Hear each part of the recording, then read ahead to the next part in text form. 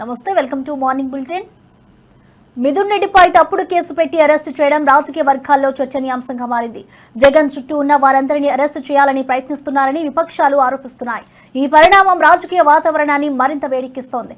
విడుదల రజనీ కీలక వ్యాఖ్యలు చేస్తూ మీ వల్ల కాదు అంటూ అధికార పక్షంపై తీవ్ర విమర్శలు చేశారు. ఈ నేపథ్యంలో అన్ని పార్టీల నాయకులు తమ అభిప్రాయాలను వ్యక్తం చేస్తున్నారు.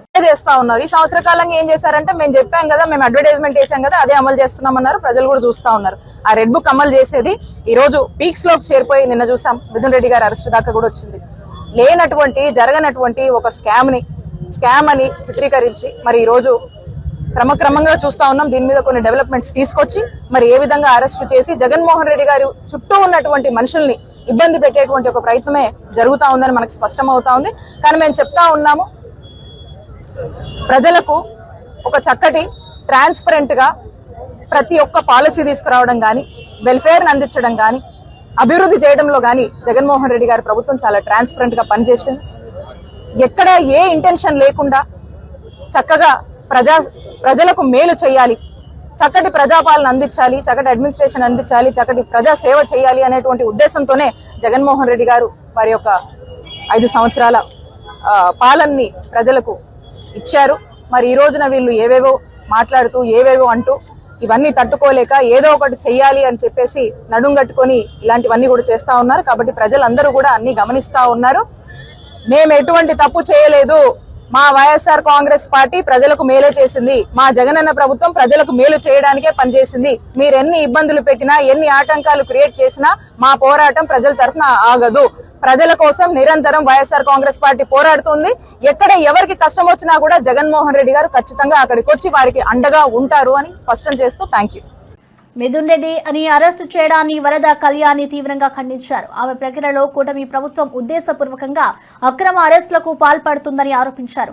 ఇటువంటి చర్యలు తీవ్ర విమర్శలు ఎదుర్కొంటున్నాయి. మిథున్ రెడ్డి అరెస్టు రాజకీయ వర్గాల్లో కలకలం రేపింది. ప్రభుత్వంపై ప్రతిపక్షాలు విమర్శలు గుప్పిస్తున్నాయి.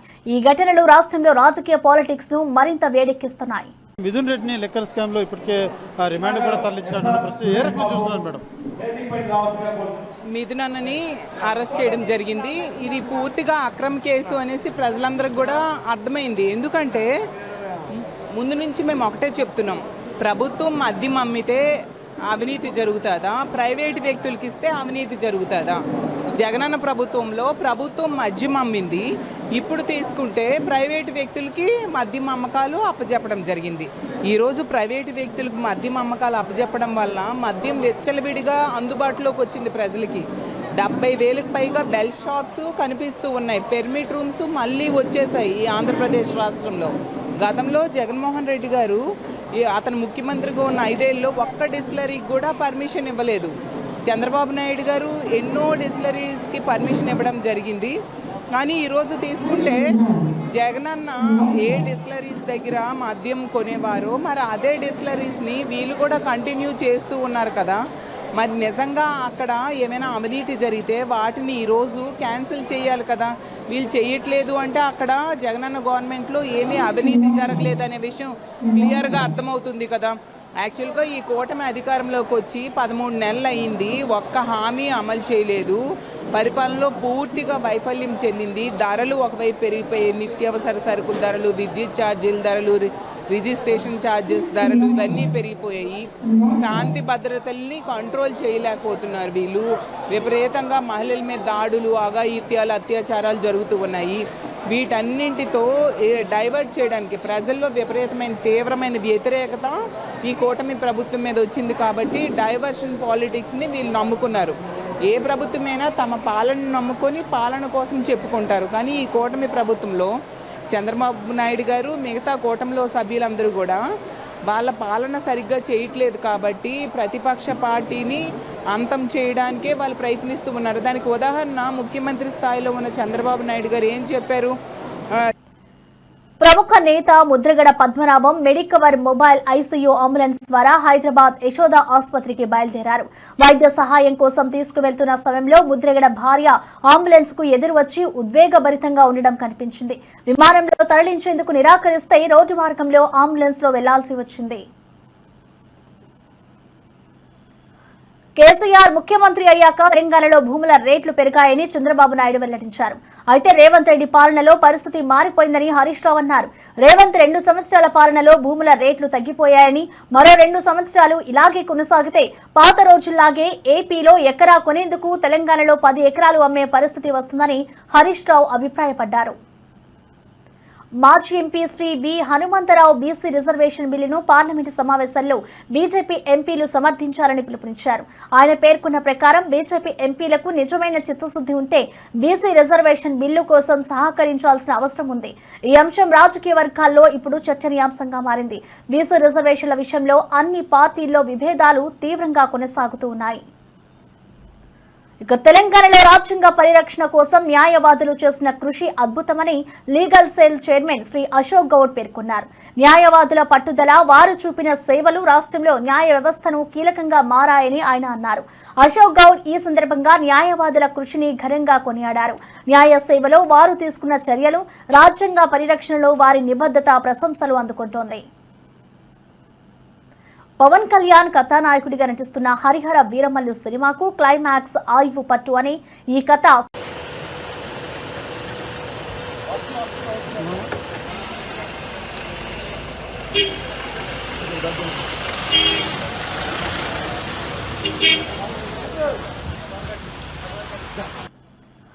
కేసీఆర్ ముఖ్యమంత్రి అయ్యాక తెలంగాణలో భూముల రేట్లు పెరిగాయని చంద్రబాబు నాయుడు వెల్లడించారు.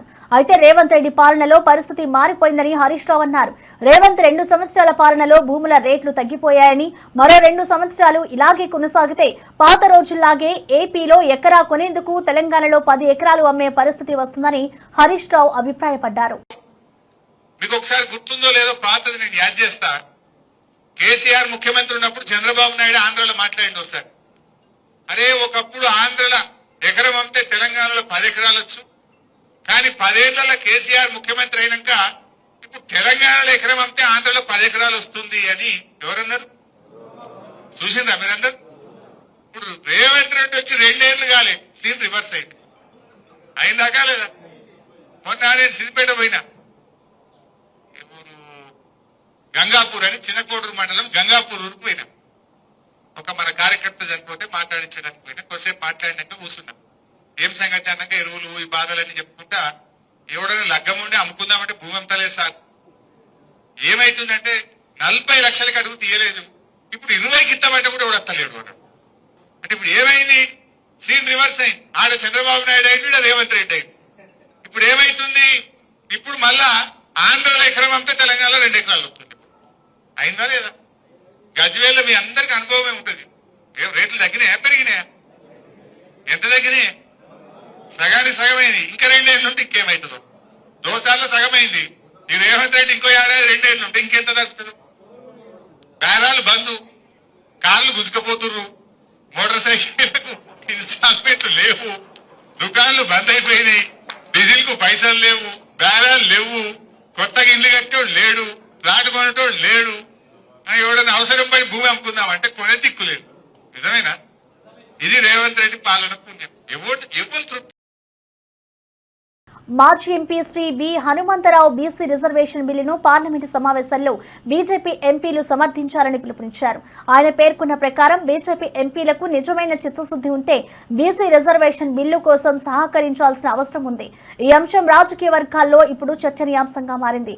బీసీ రిజర్వేషన్ల విషయంలో అన్ని పార్టీల్లో విభేదాలు తీవ్రంగా కొనసాగుతూ ఉన్నాయి. రాహుల్ గాంధీ గారు ఏ విధంగానైతే కన్యాకుమారి నుంచి కశ్మీర్ వరకు నడిచి కులగన జరగాలన్నాడు, దానికి మొట్టమొదటి రాష్ట్రం తెలంగాణ రాష్ట్రం. రేవంత్ రెడ్డి గారు ముఖ్యమంత్రిగా, పొన్నం ప్రభాకర్ ఓబీసీ మంత్రిగా దాన్ని నెరవేర్చడం జరిగింది. బిల్లు పాస్ చేశాం. దానికి డబ్బులు కూడా 150 కోట్లు పెట్టి కులగన జరిగింది. ఇప్పుడు కేంద్రంలో పార్లమెంటు నడుస్తున్నది. ప్రతి ఒక్కరు కూడా నేను రోజు స్టేట్మెంట్ చూస్తున్నా, ఇది జరగదు, 40 రేట్లు ఎప్పుడు ఇస్తున్నారు, ఒకరేమో రైలు కింద కూర్చుంటా, ఒకరేమో ఇది జరగదు అని చెప్తున్నారు. ఇవాళ మీకు చిత్తశుద్ధి ఉంటే బీజేపీ ఎంపీలను నేను రిక్వెస్ట్ చేస్తున్నా, మీరు ఆల్ అపోజిషన్ కూడా రిక్వెస్ట్ చేస్తున్నా, మీకు నిజంగానే బీసీల మీద ప్రేమ ఉంటే నరేంద్ర మోడీ గారు కూడా ఓబీసీ ప్రధానమంత్రి. ఆయన తప్పనిసరిగా పార్లమెంటులో దీని మద్దతు పలకాలే.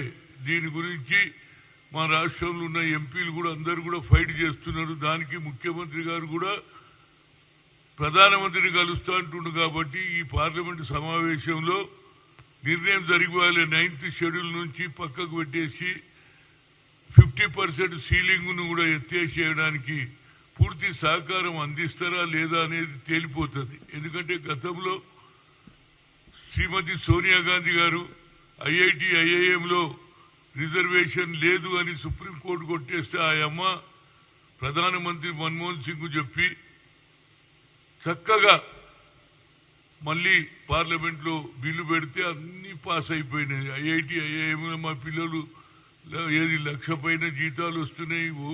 అదేవిధంగా ఆల్ ఇండియా ఇన్స్టిట్యూట్ ఆఫ్ డాక్టర్లు అవుతున్నారు. మరి దేశ ప్రధానమంత్రి ఓబీసీ ఉండి ఈ బిల్లుకు మద్దతు ఇస్తాడా లేదా అనేది తేలిపోతుంది.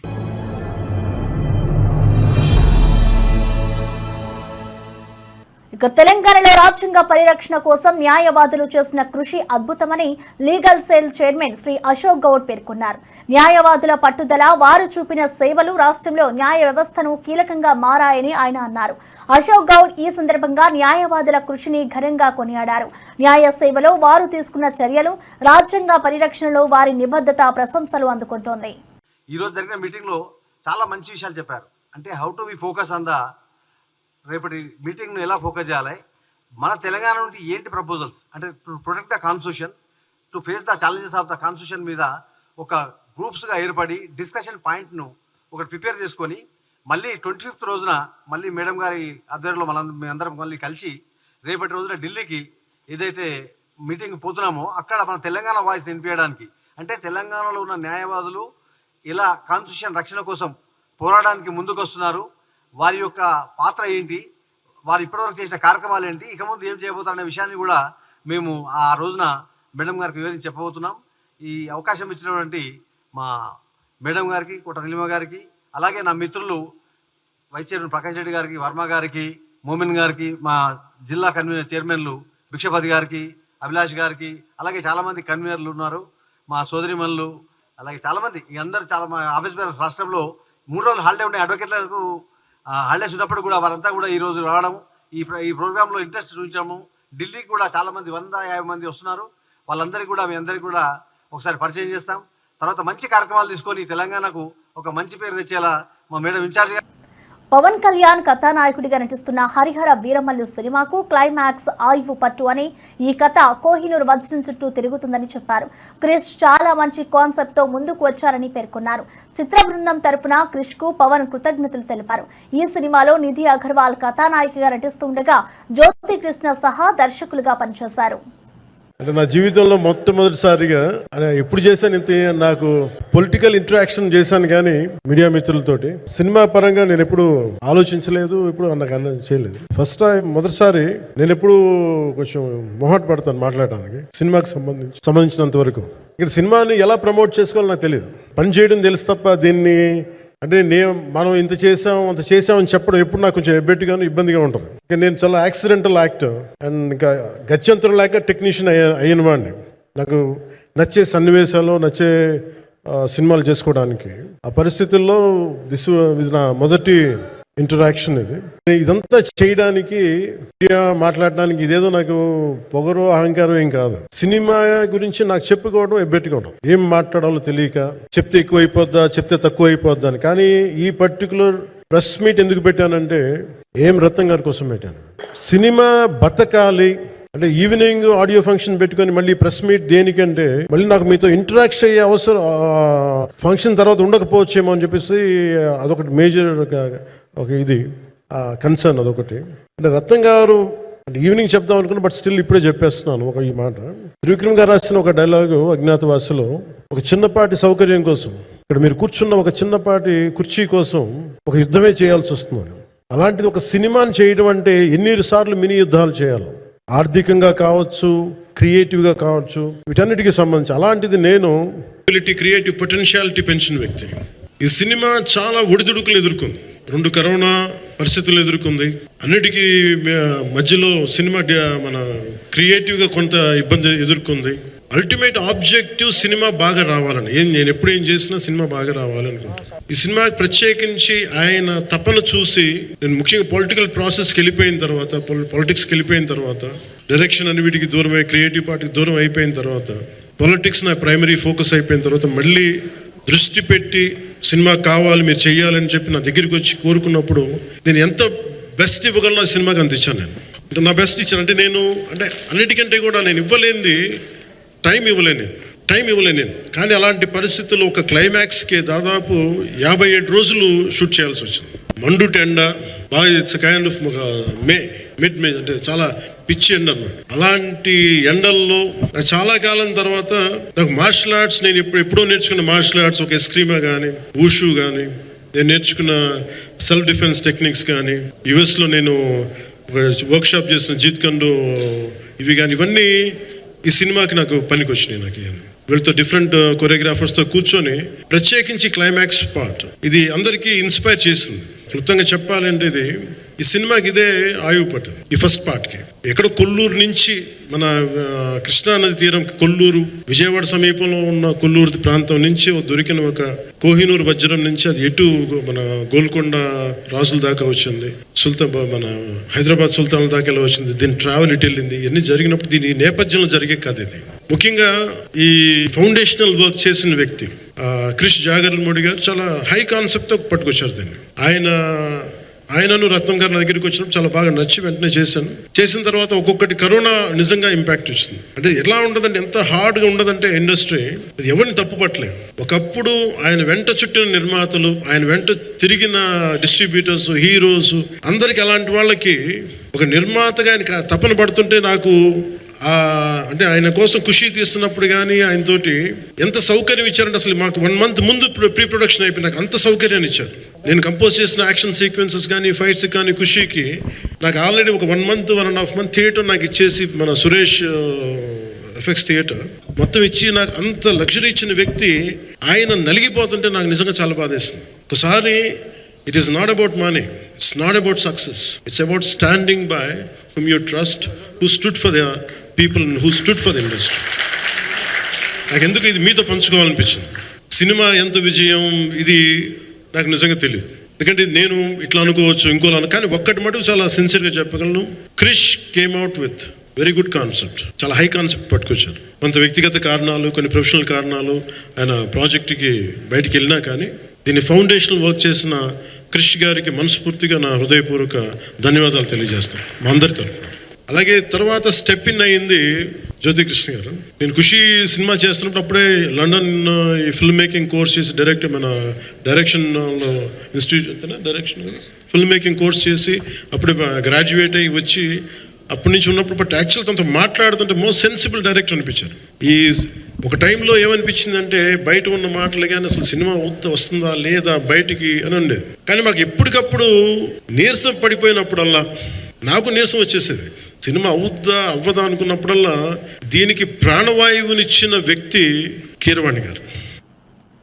విద్యుత్ శాఖ మంత్రి గొట్టిపాటి రవికుమార్ ఒంగోలులో 4,80,00,000 వ్యయంతో నిర్మించిన సబ్ స్టేషన్ ను ప్రారంభించారు.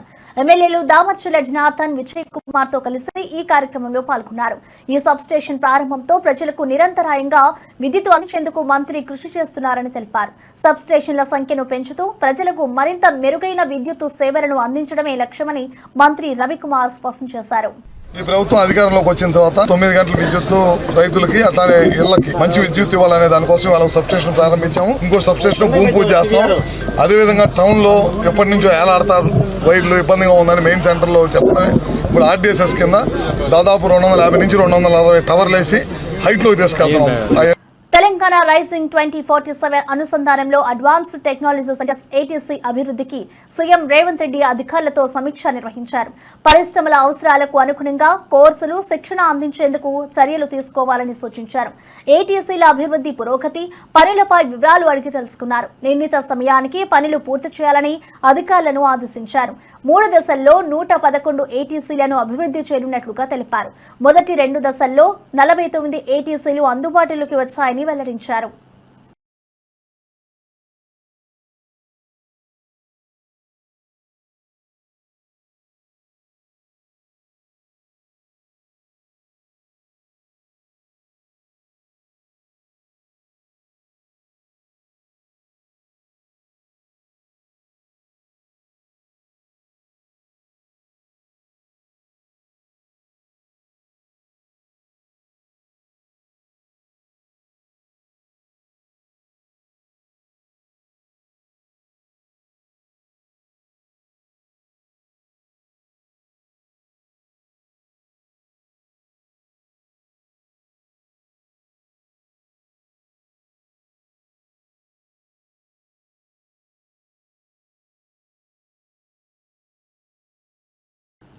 ఇక మెదక్ హత్య కేసు 8 మంది నిందితులను గుర్తించారు పోలీసులు. మెదక్ లో కాంగ్రెస్ నేత అనిల్ హత్య కేసును పోలీసుల దర్యాప్తులో కీలక మలుపు తీసుకుంది.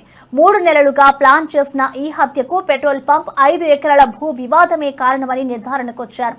అనిల్ హత్య కేసులో పోలీసులు 8 మంది నిందితులను గుర్తించారు. హత్యకు కారణమైన 3 ప్రధాన నిందితులు పరారీలో ఉన్నారని తెలిసింది. అదే వెరిఫై చేసి వాటిని ఇద్దరు లేవు, ఎవరు లేవు. మనం చూసాం వెపన్ దొరికే బుల్లెట్ మ్యాచ్ ఇంకేం కావాలి. సేమ్ బుల్లెట్ అన్నకి వచ్చినా చెప్పారు, ఎక్స్పర్ట్ కూడా చెప్పారు అన్నకి వచ్చిందని చెప్పి బుల్లెట్ ఇంకేం చాలు క్లియర్. నిజమే లేవు. ఒక నాగరాజు మీద ఉంది కానీ చిన్న కేసు యాక్సిడెంట్ కేసు ఒకటి ఉంది. యాక్సిడెంట్ కేసు ఒకటి ఇంకోటి అదే చిన్న కొట్టాల కేసు ఉంది. పెద్ద కేసు మర్డర్ కేసు అయిపోయింది. సుపారీ హత్య కాదు, వాళ్ళే చేసుకున్నారు.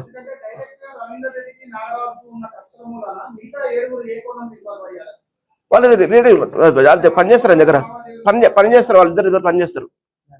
నాగరాజు దగ్గర గ్యారేజ్లో పనిచేస్తారు వాళ్ళు. దీనికన్నా వాళ్ళ బిడ్డ పెళ్లి వాళ్ళ చెల్లి పెళ్లికి డబ్బులు ఇచ్చిండు, ఇవన్నీ చేసేవారు కదా. నాగరాజు ఇబ్బంది పడుతుందని చెప్పి గమనించి వాళ్ళు హెల్ప్ చేస్తారు ఇద్దరు వాళ్ళు. ఇది పూర్తి సాక్ష్యాలతో చేసింది. ఎక్కడ డౌట్ అవసరం లేదు. పూర్తి సాక్ష్యాలు అందరూ వచ్చిండ్రు. ఇలా ఎట్టి పరిస్థితుల్లో చేస్తాము. ఇది మంచిగా ఇంకా బాగా చేసేసి ఖచ్చితంగా శిక్ష పట్టేట్టు చూస్తాం. కానీ అడ్డబెట్టుకుని ఎవరు లాండ్ ఆర్డర్ దిగితే మాత్రం వాళ్ళపైన కేసులు అవుతాయి. నాన్ బెయిలబుల్ కేసు పెట్టి రిమాండ్ చేస్తాం, అన్నీ అవుతాయి. కాబట్టి మేము చేసి మా పోలీసులపై నమ్మకం ఉంచి మీరు గమనించాలని అందరినీ కోరుకుంటున్నాం. అదేం నోటీసులు లేదు. ఇప్పుడు అందరు వచ్చారు, అక్యూజ్ అందరు ఉన్నారు కదా. మరి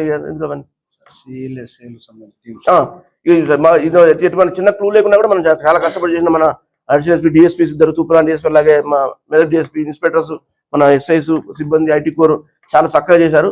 అందరు కృషి వల్లనే మేము 4-5 రోజులు లాస్ట్ టైం నిద్ర లేకుండా, నేను కూడా నాతో సహా అందరూ నిద్ర లేకుండా గడిపాము.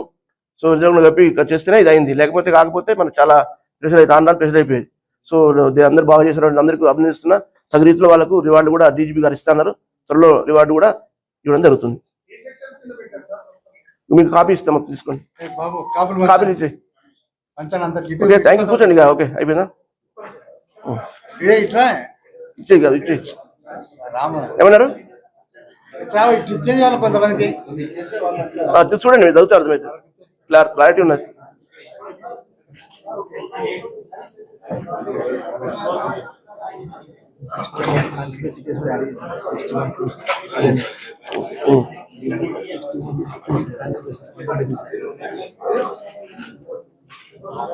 ఇంకోటి కాల్ కూడా చేశాడు, అది కూడా ఉంది. ఇంకోటి కాల్ ఇవి బులెటిన్ అప్డేట్స్.